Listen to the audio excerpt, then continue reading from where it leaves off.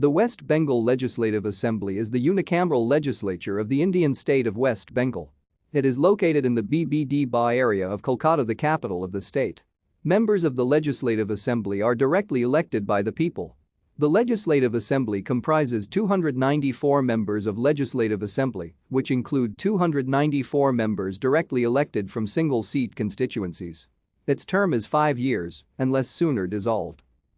The history of the West Bengal legislature can be traced back to 18 January 1862, when under the Indian Councils Act of 1861, a 12-member Legislative Council for Bengal Presidency was established by the Governor-General of British India with the Lieutenant Governor of Bengal and some nominated members.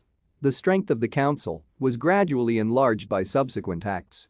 Under the Indian Councils Act of 1892, the maximum strength of the council was raised to 20, out of which 7 were to be elected.